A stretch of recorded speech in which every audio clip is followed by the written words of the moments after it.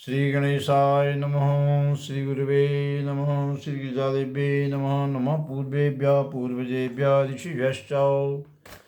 समस्त ज्योतिष प्रेमी सज्जनों का मैं अपने YouTube channel doctor Ramesh Chandra Joshi में हार्दिक अभिनंदन और स्वागत करता हूँ। सज्जनों, आज मैं एक महत्वपूर्ण विषय को आपके सामने उद्घाटित करने जा रहा हूँ।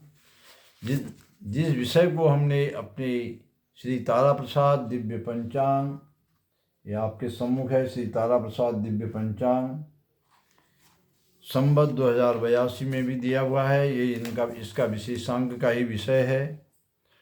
आज मैं आपको यहाँ पर धार्मिक जनों के लिए, सनातनियों के जो नित्य कर्म और सदाचार हैं उनका विश्लेषण करने जा रहा हूँ।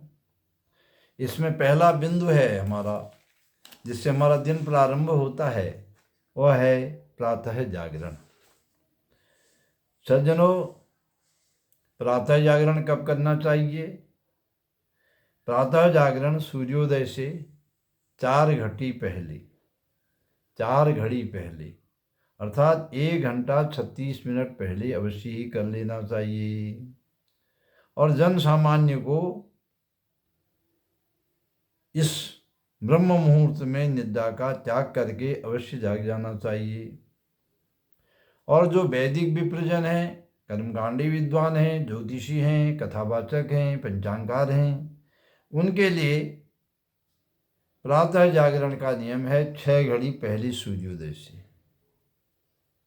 अर्थात सूर्योदय होने से 6 घड़ी पूर्व,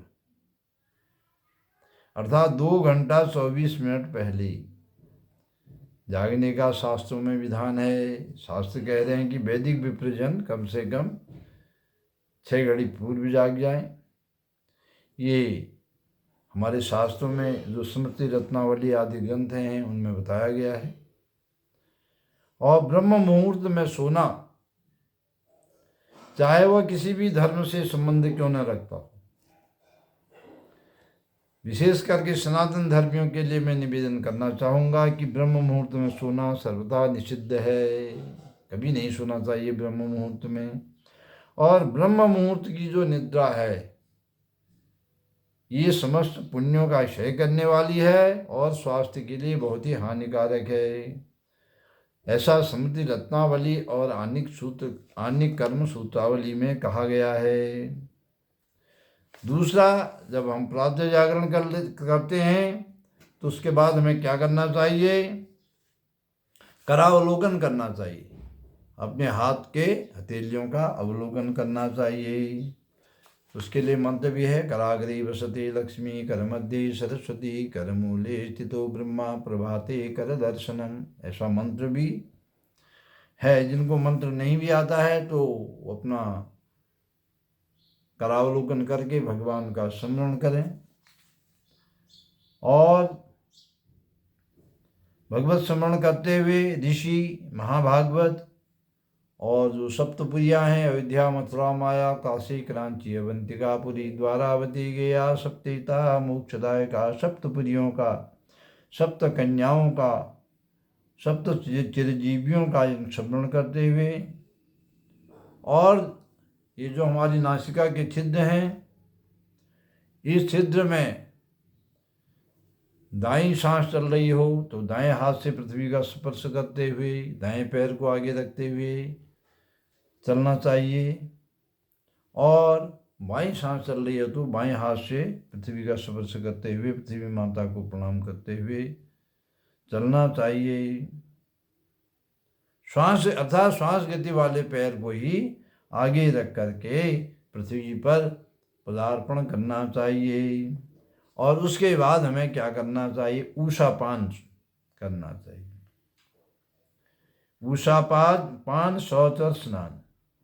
रात्रि से ताम्र पात्र में, तांबे के बर्तन में रखे हुए जल को गुनगुना करके जल पीकर कुछ प्रातः भ्रमण करने के बाद शौच से निवृत्त होना चाहिए। प्रातःकाल का निहार मुँह का जो पानी है, ये पीना ऊषापान कहलाता है।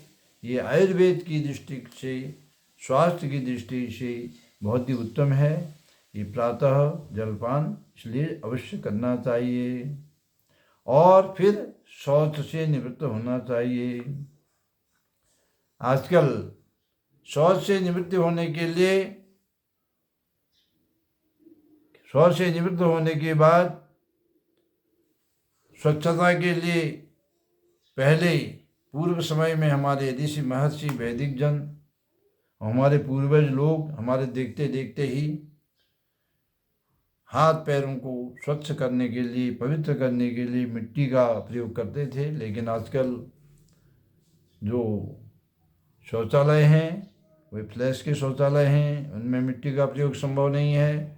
इसलिए मेरा अपना ये विचार है कि जो धार्मिक जन हैं वे साबुन आदि से हाथों को शुद्ध करने के बाद अपना जो स्नान गृह है, बाथरूम है, उसमें एक पात्र में उन्हें मिट्टी अवश्य रखनी चाहिए और बहुत बार नहीं तो कम से कम एक बार ही अपने अंग प्रत्यंगों को मिट्टी से या राख से शुद्ध करना चाहिए। मिट्टी न हो तो उसके पश्चात दंत धावन करके स्नान संकल्प पूर्वक करना चाहिए। स्नान में आप गंगा जल और गोमूत्र का मिश्रण भी कर सकते हैं, ये उत्तम है। और पर्व संक्रांति आदि में तिल के तेल की बूंदें अथवा तिल मिला करके अभ्यंग स्नान भी कर सकते हैं। और उसके बाद स्नान जब हो जाता है तो स्नान के बाद स्नानांग तर्पण, जो वैदिक जन हैं, कर्मकांडी लोग हैं, अन्यथा जो वैदिक जन और कर्मकांडी नहीं भी हैं, जो सनातनी हैं, वो कुछ भी नहीं कर सकते हैं। तो दक्षिण दिशा की ओर मुँह करके अपने स्नान घर में ही पितरों के लिए 3 अंजलि जल अवश्य दें। और जो वैदिक जन हैं उन्हें तो करना चाहिए। और स्नान के अंत में यक्ष तर्पण भी होता है। जो स्नान से बचा हुआ जल है उससे 1 अंजलि अपने बाईं ओर यक्ष तर्पण के लिए जल दिया जाता है और उसके बाद पितृ तर्पण वहाँ कर किया जाता है। स्नान घर में ही स्नानांग तर्पण, पितृ तर्पण होता है। ये आनिक कर्म सूत्रामणि में भी इसका विधान दिया गया है। ये मैंने स्नान की प्रक्रिया, शौच की प्रक्रिया आपको बताई। उसके बाद है वस्त्र धारण। और वस्त्र धारण पूजा के उद्देश्य से करने चाहिए। स्नान के अनंतर शुद्ध पवित्र वस्त्र धारण करके और पूजा के समय जो वैदिक पुरुष जन हैं, जो हमारे सनातनी बंधु हैं, उन्हें त्रिकक्ष या पंचकक्ष युक्त धोती धारण करनी चाहिए। धोती में लांग लगाना आवश्यक है, नीचे से खुली हुई धोती नहीं होनी चाहिए। और पूजा में धोबी के घर में धुला हुआ वस्त्र धारण करना निषिद्ध है। आपस्तंभ स्मृति में ऐसा कहा गया है। उसके बाद आता है तैल मर्दन और उसका तेल का दोष क्या है। सोमवार, बुधवार, शनिवार को छोड़कर अन्य दिवसों में आप तेल लगा सकते हैं। इन दिवसों में तेल लगाना अशुभ माना गया है, लेकिन यह निषेध केवल तिल के तेल के लिए, अन्य तेलों के लिए नहीं है। सरसों का तेल या अन्य कोई सुगंधित तेल जो हैं उनमें यह निषेध नहीं है, उनको आप सभी बारों में लगा सकते हैं। उसके बाद है चंदन, त्रिपुंड, ऊर्ध्वपुंड धारण। चंदन, त्रिपुंड, ऊर्ध्वपुंड धारण के बिना पूजा नहीं करनी चाहिए। विशेष करके भस्म धारण अवश्य करना चाहिए। इसके लिए भस्म, चंदन, तुलसी, मृतिका आदि प्रयोग में लाई जाती है। और ये चीज़ें अगर नहीं हैं अभाव में तो इसके स्थान पर जल का प्रयोग भी किया जा सकता है। तुलसी, उसके बाद तुलसी जल सेचन भी है। तुलसी का जो तुलसा जी में जल देना है, सूर्य भगवान को अर्घ्य देना है। ये तुलसी को जल और सूर्य भगवान को अर्घ्य भी नित्य देना चाहिए। संध्या का समय क्या है? संध्या प्रातः संध्या के लिए सूर्योदय से 3 घड़ी अर्थात 1 घंटा 12 मिनट पहले, सूर्योदय से 1 घंटा 12 मिनट पहले ये संध्या काल है। और सायं संध्या के लिए सूर्यास्त के 1 घंटा 12 मिनट तक के पश्चात का समय निश्चित है। इस समय में जो गायत्री जब संध्या आदि है वो कर लेनी चाहिए। आसन शुद्ध कुशासन हो या ऊनी आसन हो, सुविधा अनुसार पद्मासन सिद्धासन पर बैठ करके पूजा अर्चना करनी चाहिए, संध्या वंदन करना चाहिए। प्राणायाम संध्योपासना से पूर्व कुंभक, रेचक, पूरक ये 3 प्राणायाम हैं, इनको करना आवश्यक है। वेद माता गायत्री का ध्यान। अब कुछ हमारे जिज्ञासुजन हैं, उनके बार बार प्रश्न भी आते हैं कि वेद माता गायत्री का कौन सा ध्यान करना चाहिए। तो वेद माता गायत्री का प्रातः काल में ब्रह्माणी, रक्तवस्ता, चतुर्भुजा, हंसवाहिनी, ऋग्वेद स्वरूपा का ध्यान करना चाहिए। मध्याह्न काल में सावित्री, रुद्र स्वरूपा, वृषारूढ़ा, यजुर्वेद स्वरूपा गायत्री का ध्यान करना चाहिए। सायंकाल में गरुड़ वाहिनी, विष्णु रूपा, सामवेद स्वरूपा, सरस्वती रूपा का ध्यान करना चाहिए। संध्या, दर्पण और अनेक कर्म सूत्रावली में ये यजुर्वेदियों के लिए विधान किया गया है।